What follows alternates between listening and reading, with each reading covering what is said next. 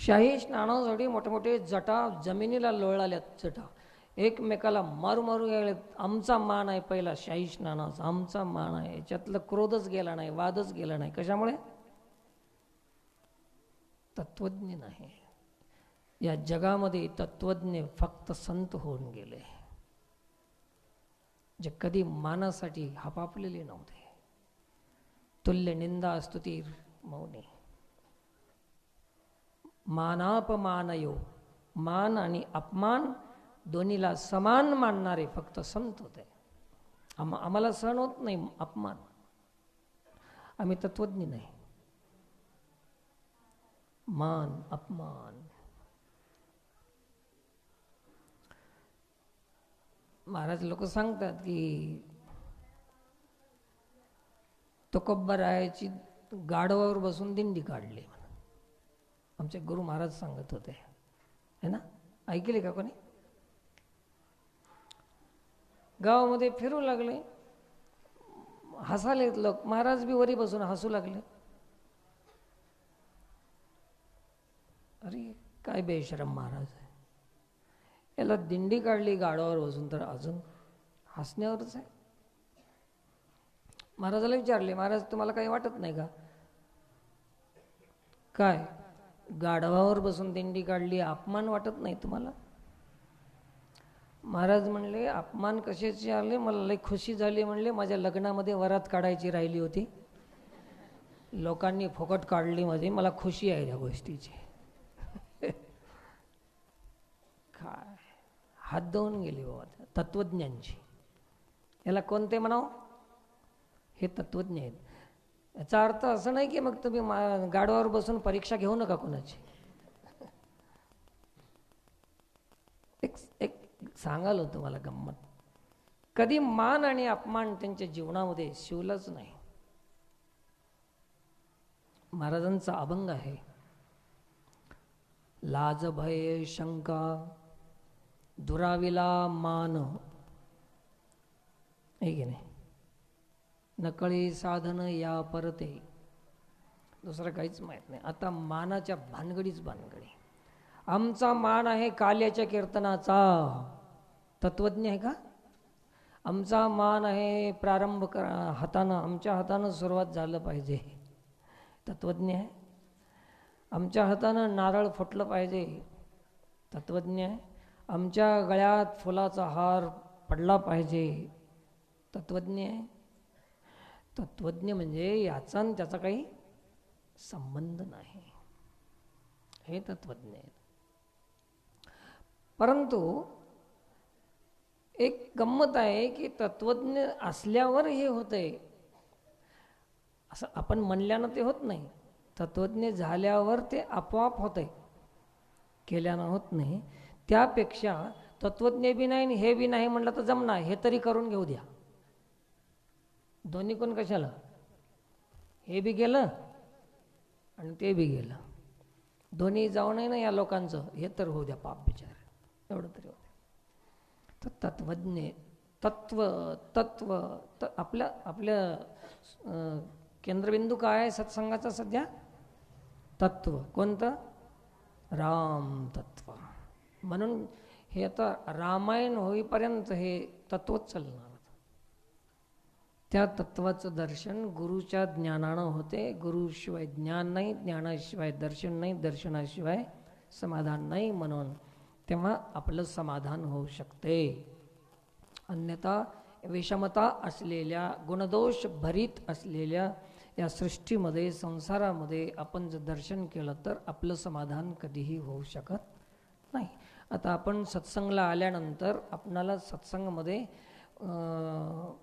काही चर्चा करत असतील, तुम्ही सांगणं गेलं तरी मला ऐकू येते. जाता जाता म्हणतात, बघ नाक घेऊन आली अनेक, लई चांगली असल्यावर झालं. हिनं तत्वदर्शन केले का संसार दर्शन केले? शरीर बघितले, हे गुणदोष आहे, हे गुणदोष आहे. हेच नाही, बाहेर बी याच्यात बी कोणीतरी राहतेच. कसं पुढी बसलं आणि की एखादी लईच सज्जन असल्या झालं, काय दिसलं त्याला? तत्वदर्शन झालं? व्यक्तिदर्शन झालं. व्यक्तीमध्ये गुणदोष आहे, तत्वामध्ये गुणदोष नाही, म्हणून विवाद नाही, म्हणून समाधान आहे.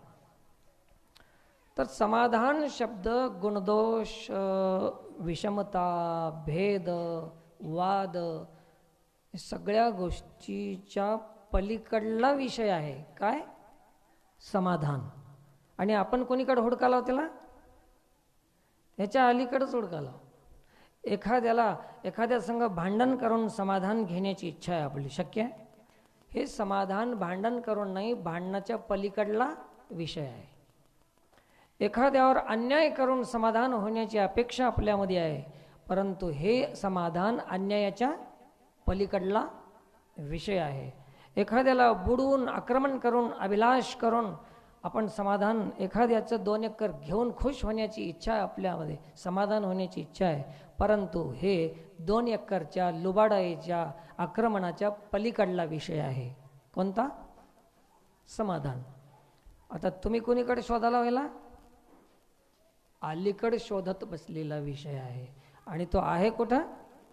तो पलीकडला विषय आहे. म्हणून याला पलीकडला विषय असल्यामुळेच याला 4 त्याला हे दिलेले आहेत: गुरु, ज्ञान, आत्मदर्शन आणि मग समाधान. हे 4. वैखरी, मध्यमा, पश्चंती आणि मग परा. परा म्हणजे या सगळ्याच्या पलीकड. आम्ही अलीकड शोधतो. तर समाधानाचं जे काही तत्व आहे ते समाधान मिळण्यासाठी त्या तत्वाची गरज आहे. आणि ते समाधान तत्वामुळे होत आहे. तर हे सगळ्या गोष्टीच्या पलीकडला आहे तो विषय. आणि आम्ही याच्यामध्येच मिसळून आहोत. चला, थोडीशी रामकथा, हे तत्वज्ञान, समाधान ध्यान ठेवा. भगवान श्रीराम समस्त ऋषी मुनीची जी मांदियाळी आली होती, त्यांचा संकेत होता की त्रिशिरा, खर आणि दूषण हे 3 राक्षस या परिसरामध्ये आहेत, अरण्यामध्ये आहेत, दंडकारण्यामध्ये आहेत आणि ते घात करतात. अनेकांचा घात करीत आलेले आहेत. हे ऐकून राम, लक्ष्मण, सीताजी हे सगळे अरण्यामध्ये प्रवासामध्ये आहेत. जाता जाता अजून एक आश्रम वाटेमध्ये भेटला. त्या आश्रमामध्ये एक ऋषी राहत होते. त्या ऋषीचं नाव आहे आत्री ऋषी. आणि त्यांच्या पत्नीचं नाव काय? अनुसूया. हे दाम्पत्य त्या वनामध्ये आपल्या आपल्या आश्रमामध्ये विश्वकल्याणार्थ तप करीत, जप करायचे, यज्ञ करायचे, इत्यादी सत्कर्म करीत राहायचे. राम, लक्ष्मण, सीता हे 3 जण त्या अत्री ऋषी आश्रमामध्ये पोहोचले. जाऊन एकमेकांचं स्वागत, आगत, सत्कार, पूजा जे काही करायचं ते झालं. राम बसले अत्री ऋषी जवळ आणि जे सीता माता आहे, अनुसूया मातेकडे सांगून दिलं की आतमध्ये जा तुम्ही. आणि ती अनुसूया मातेकडे जाऊन बसली. ऋषी आणि राम इकडे संवाद चालू आहे आणि अनुसूया माता आणि सीतादेवी हे तिकडे त्यांचा संवाद चालू आहे. जसं विभाग आहे, जसं महिला महिला एकीकडे बसले आणि पुरुष पुरुष एकीकडे बसले, संवाद चर्चा चालू आहे. अत्री ऋषीनं रामाला सांगितली कथा, इकडं सांगायला सुरुवात केली. यांचा संवाद आहे तोपर्यंत तिकडं अनुसूया मातेनं एक वस्त्र दिलं. असं वस्त्र दिलं की ते वस्त्र कधी मळणारच नाही, कधी धुवायची गरज नाही. विमल काय म्हणतात त्याला? विमल. निर्मल शब्द अलग है. जो कभी मैला होने के बाद धोया जाता है उसको निर्मल बोलते हैं, और जो मैला ही होता नहीं उसको विमल बोलते हैं. ध्यान राहते. मग हनुमान चालिसामध्ये एक विमल शब्द आहे. कुठं सांगा बरं?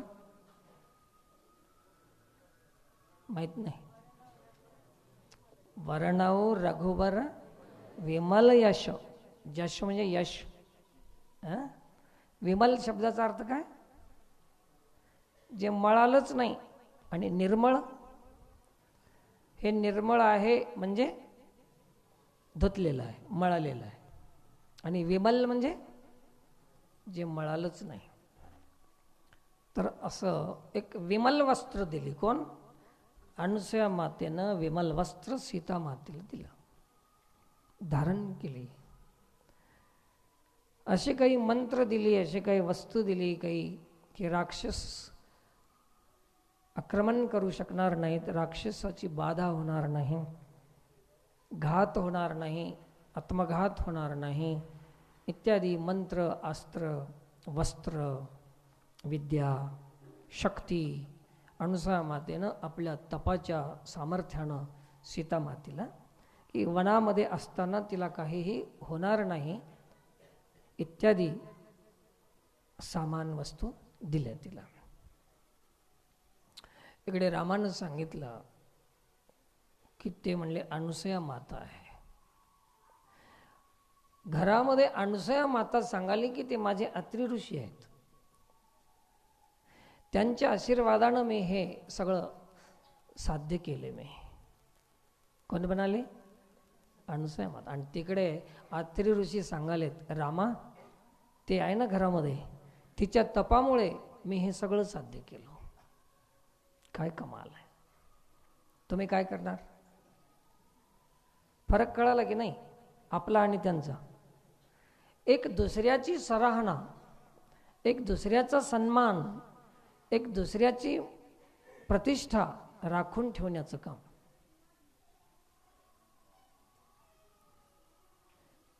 हे राम, हे तुझी जननी आहे. हे अनुसूया माता आहे ना, हे पूर्वजननी आहे तुझी. राम म्हणाले पूर्वजननी. रामाला माहीत आहे, पण संवाद आहे आता. कशी आहे माझी पूर्वजननी? मग त्यांनी सांगितली कथा. एका काळामध्ये पार्वती, लक्ष्मी आणि कोण? सरस्वती, ब्रह्मा, विष्णू, महेश यांच्या बायका. या तिघीमध्ये स्पर्धा असायची, चर्चा असायची की कोणाची साडी भारीची दिसाव. या तिघीमध्ये कोणाचं त्याला काय म्हणते, डेकोरेशन, काय मेकअप, मला ये ना इंग्लिश आहे ना मला, काय कोणाचं चांगलं दिसावं हे त्यांच्यामध्ये स्पर्धा असायची. तिला वाटायचं की मला जगामध्ये श्रेष्ठ म्हणावं, तिला वाटायचं की मला जगामध्ये श्रेष्ठ म्हणावं. तुम्हाला वाटणं काय? वाटणं वाटतेच की. या तिघीमध्ये स्पर्धा व्हायची, भांडून घ्यायच्या तिघी जण. अगं तू काय, मीच शानी होते, म्हणजे तूच काय, मीच शानी आहो. देवाच्या बायका. आता देवाच्या बायका जर असली स्थिती आहे, असली दुर्दशा आहे, त्या राक्षसांचं काय सांगावं,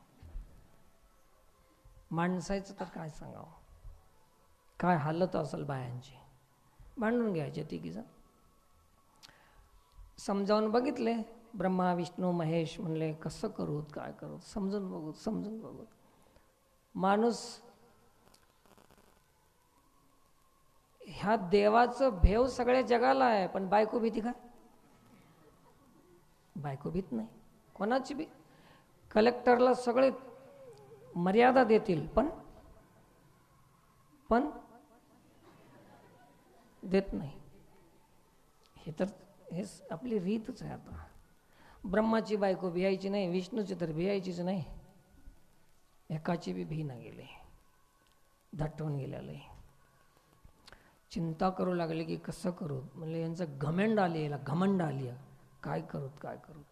चला म्हणे या तिघीची घमंड काढण्यासाठी आपण एक योजना करू. ती योजना, फिर ये तीनों ने एक योजना बना ली. निकल गए वहां से तीनों भी, ब्रह्मा विष्णु महेश. बोले तुम झगड़ा कर लो घर में, विवाद करते रहो, तो हम अब रूठ के चले जा रहे हैं. तीनों के तीनों घर से निकल गए. कहाँ गए? अत्रि ऋषि सांगालेत की हमारे आश्रम पर आ गए ये तीनों.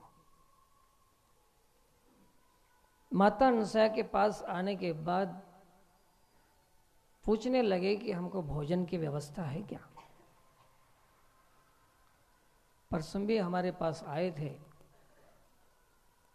नागा साधू. नागा म्हणजे भोंगळे, नागवेच. इथं पटवारीगुड्याला आले होते परवा. ते भोंगळे आहेत तर आहेत, पण दुसऱ्याची नागवण करीत निघाले. इथून तिथून 500 दो, 1000 दो, गांजा दो. वो तो नंगे हो गए, लेकिन और दूसरों को नंगा बनाने का काम चल रहा. निघाले. तर तसं तिथं आल्यानंतर ते म्हणले आमची व्यवस्था आहे का. पटवारी गुड्याला आले. मी म्हणलं व्यवस्था नाही, हेच अवस्था आहे. मलाच कोणी आणून दिलं तर खाता, मी कुठली व्यवस्था करू. निघून गेले. तसं हे ब्रह्मा विष्णू महेश आले आणि म्हणले माते व्यवस्था आहे खाण्याची. ते म्हणले का बरं नाही.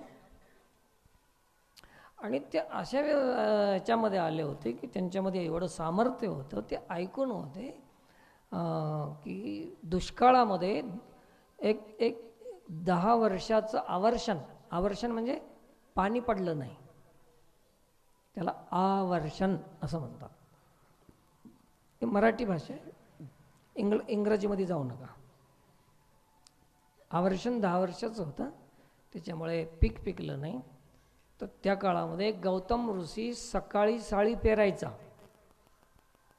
सकाळी साळी पेरायचा, दुपारी अहिल्यानं तांदूळ तयार करायचे आणि संध्याकाळी ऋषी जेवू घालायचे ब्राह्मण. सकाळी पेरायचं, दुपारी तांदूळ तयार करायचे अहिल्या, संध्याकाळी ब्राह्मण जेवायचे. परंतु फक्त ब्राह्मणाचंच रक्षण करीत होती अहिल्या आणि गौतम. पण बाकीचे जे 4 वर्ण होते ते उपाशी राहू लागले. तेव्हा अनसुया मातेनं त्याच्यामध्ये विषमता नव्हती, भेद नव्हता. मोठी अधिकारी माता, तिनं बाकी इतर वर्णासाठी आपल्या तपाच्या सामर्थ्यानं फळाची निर्मिती करायची आणि सगळ्यांना फळमूळ खाऊ घालून 10 वर्ष वाचविलं. कोण? अनसुया मातेनं 10 वर्ष वाचविलं. कोणाला? ज्याला गरज होती त्याला देऊन. कोणाला देत जाओ? जिथं गरज आहे तिथं. तुम्ही कोणाला देता? तोंड बघू बघू अनसुया होऊ शकतो. त्या आवश्यकता आहे वहाँ. 10 वर्ष वाचली. चला पुढे लवकर लवकर. मग हे कळालं कोणाला? ह्या ब्रह्मानी, पार्वती आणि लक्ष्मी या तिघीला कळालं. आणि अनसुया मातेची कीर्ती जगात होऊ लागली. तर हे ऋषीची बायको असून लोक तिला वर्णन करालेत. तिला काही देवत्व नाही, पद नाही, पदवी नाही. लोक तिला कसं मानालेत, आम्ही तर देवाचे आहो, म्हणून त्यांना ईर्ष्या पैदा झाली. बघा आता तिनं मेहनत कराली, तप कराली, तिचं वर्णन लोकांनी केलं तर हे कशाला जळाव. हे जळायचं काय की काय समजतच नाही. सेवा करायला पदन पदव्यान गाद्याच पाहिजे का? अरे संवेदना पाहिजे. संवेदना असेल तर सेवा होते. संवेदना नसून बी जरी हे पद राहिले तरी सेवा शक्यच नाही. आज आपण पाहतो. मग ते आले आणि मग ते म्हणले, मातेनं सांगितले की ठीक आहे तुमची आत्ताच व्यवस्था करून देते भोजन. आणि तिने सगळ्या गारगोट्या जमा केलेल्या होत्या. म्हणले तुझ्यापाशी काहीच नाही, कसं एक गारगोट्याचा भात करतो म्हणली, गारगोट्या दगडाचा, एवढी ताकद त्या मातेची. ते म्हणले पण एक शर्त आहे म्हणले, तिचं सत्व घ्यायला आलते की आमच्या बायकापेक्षा हिला कमी करावं. तर काय करावं, हिचं जे पतिव्रता धर्म आहे ते नष्ट करावं. देवलोकाचा बी स्वार्थ, आपलीच बायको चांगली राहो. देखा तिने म्हणली सांगा काय शर्त आहे. काही नाही म्हणले, नग्न होऊन स्वयंपाक करून घालावं जेवायला, म्हणजे पतिव्रता धर्म नष्ट होऊन जाते आणि मग आपल्या बायका श्रेष्ठ होतात. हे नष्ट झालं की ते श्रेष्ठ आपोआप होते. हे प्लॅनिंग, हे योजना. ते म्हणले हरकत नाही. जाऊन पतीची आज्ञा घेतली, दर्शन घेतलं, चरणतीर्थ घेतलं आणि तेच चरणतीर्थ आणली आणि ब्रह्मावर विष्णूवर टाकून दिली पाणी. बस त्या तपानं ते काय झाले, लहान लहान झाले, बाळ झाले. 6 महिन्याचे झाले तिघबी, 2-2 दिवस कमी समजा आता, असे 6 महिन्याचे बाळ झाल्याबरोबर हे जसं शर्त होती त्या शर्तीनुसार तिनं ते स्वयंपाक केले. ठीक आहे. आणि मग त्यांना ते 6 महिन्याला तर ते थोडं खातेतच है ना, अन्नप्राशन होतेच की, ते बी पतलं पतलं करून खाऊ घातले. मग त्यांना पाळण्यामध्ये टाकून झोका देऊ लागली. ते 6 महिन्याचे होऊन गेले. ते देव होते, परंतु दुसऱ्याचा छळ करायला गेल्यामुळे काय झालं, बाळ झाले. छळ भी माणसाला मोठ्याचं बाळ करते. छळ बाळ बनिलं त्याला. आणि ते लघवी, त्याच्यामध्येच हागणं मुतणं, हात कालविणं, ही दुर्दशा कशामुळे झाली, छळ केल्यानं होती या. हे अनुसूया मातेनं दाखिलं. मग हे वाट पाहिल्या. संध्याकाळ झाली, फोन लावली लक्ष्मीनं. हॅलो, गेला असेल इच्छोड्याला, वाटलं तिला कुठवर राव, फोनच उचल ना. रिंग यायलाय पण फोनच उचल ना. आता ते 6 महिन्याचे लेकरू कसं फोन उचलेल. तिनं म्हणले कसं माझा फोन उचलणाच गेले, ते कुठं आहेत की काय पता नाही, रुसून गेले वाटाले. तुझं तर लावून बघ. महादेवाला तर फोनच नव्हता, ते ठेवायचंच नाही फोन, त्याचा पत्ता कसा काढायचा. तिनं भूताईला सांगितलं की जा मसनवाट्यानं बघा महादेव कुठं आहे माझा. तिच्याकडे ते व्यवस्था होती. सगळे भूत सगळ्या सृष्टीमध्ये फिरू लागले, महादेव हुडकीत, कुठंच महादेव नाही. काय गोष्ट, भूताला काय गोष्ट. अनुसूयाच्या दरबारात जायची ताकद आहे भूताची, जाऊ शकत नाही. देवायची हे दशा, भूत कुठून पोहोचतील. ब्रह्माने हे सगळ्याने प्रयत्न केल्या, काहीच व्यवस्था होईना गेली, जमना गेलं. शेवटी पत्ता काढीत काढीत काढीत काढीत काढीत ते तिघी स्वतः घरून निघाल्या बाहेर. आल्या, पत्ता लागला. माता अनुसूयाचं तिला नाव माहीत होतं, कीर्ती ऐकून होते, जळत होत्या, तिथंच आल्या. न जाणू तिथं तर जाऊन बघून. कधी कधी माणसाला जिथं जाऊ नाही वाटते ना, तिथंच जायची पाळी येते. तिथं नको वाटते ना, तिथंच जायची गरज पडते की बरं. कमाल आहे. आले ते तिघी बी तिथं आल्या. म्हणल्या माते तुझ्याकडं आलते म्हणा. हो आलते म्हणे. कुठं आहे, हे काय आहे, येतच आहे पाळण्यामध्ये आहेत. तिघं बी असं खेळाले, नाचाले, एकमेकाला बघाले, हसाले. कसं राहता, काही नाही, याची घमंड बी गेली ना आपली बी गेली. आता रडाय सुरू केल्या. माते आमचे नवरे आम्हाला ते म्हणले घेऊन जा, इथं घेऊन जा. असले बारके नेऊन काय करावं, याला कुठं पोसत बसा होता. हे आम्हाला पोसणारे, याला असं नेल्यावर आम्हीच याला पोसावं लागते म्हणले. रडू लागल्या, शरण आल्या. कोणाला, देवाच्या बायका बी शरण यावं लागते. हे कशाचं कशाचं सामर्थ्य आहे? आचरणाचं. नुसतं पदाचं सामर्थ्य राहत नाही. सामर्थ्य कशात राहते? आचरणामध्ये राहते. पदानं मोठ्या कोण होत्या? देव्या. आणि आचरणानं मोठी कोण आहे? हे तर माहीत आहे ना तुम्हाला. पदाच्या मागं लागू नका. मोठं व्हायचं असलं तर आचरण करा. मग ते आल्या, त्याचे दर्शन घेतले. म्हणले ठीक आहे. पुन्हा आपल्या पतीचं दर्शन घेतली आणि सांगितली की म्हणले यांना पाठवून द्यायचं आहे. म्हणले ठीक आहे, टाक पाणी. पुन्हा दर्शन घेतलं, पुन्हा पाणी टाकलं. पुन्हा ब्रह्मा विष्णू महेश मोठे मोठे झाले. म्हणले घेऊन जा आता, तरी घमंड करू नका, जा. ते म्हणले घरला यावं का आम्ही आता? तुम्ही आता बोलणार नाही ना काही? आता काहीच म्हणणं हो म्हणले, आता गुन्हानं राहता. मग ते तिघाला घेऊन गेले. रामानं विचारलं की हे सामर्थ्य, हे तप कुठं केली? अनुसूया मातेनं. 10,000 वर्षाचं तप हे सामर्थ्याचं आहे. तर हे तप कुठं केले? तर तेव्हा भगवान अत्री ऋषी सांगतात की रामा हे कुठं वनात गेली नाही, हे कुठं हिमालयाला गेली नाही, कुठंच घर सोडून गेली नाही, कधी पूजा अर्चा केली नाही, कधी हळद कुंकू लावली नाही, कधी उपास धरली नाही, कधी व्रत केली नाही, कधी एक लोटा जल टाकली नाही, काहीच केली नाही. मग केली काय? त्यावेळेस त्यानं सांगितलं अत्री ऋषीनं की माझी जसं लग्न झालं तसं ह्या वयापर्यंत आत्तापर्यंत एकही माझं वचन उल्लंघन केली नाही. 1 सेवा केली, 2 आणि आचरण केली, 3 आणि 4थी गोष्ट आहे, सगळ्यात श्रेष्ठ आणि भारीची गोष्ट आहे की आतापर्यंत हे जगामध्ये कोणावरही आतापर्यंत हिनं असूया केली नाही. असूया म्हणजे ईर्ष्या, जळायचं. आज तक भी किसी पर ईर्ष्या नहीं की, असूया नहीं किया इसने. सबसे बड़ा तप क्या है? किसी पर नहीं जलना.